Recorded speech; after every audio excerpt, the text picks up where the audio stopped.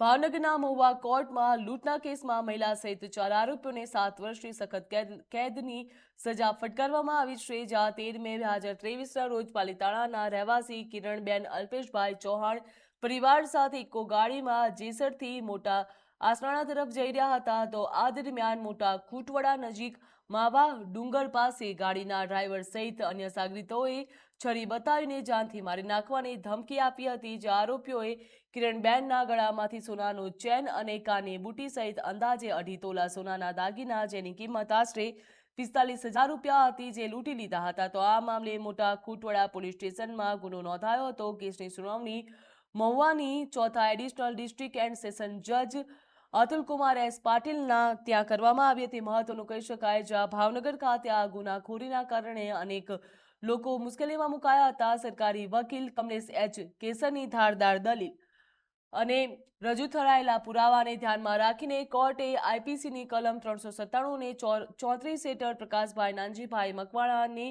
ધરપકડ કરી હતી અને 7 વર્ષની સખત જેલની સજા પણ ફટકારી છે।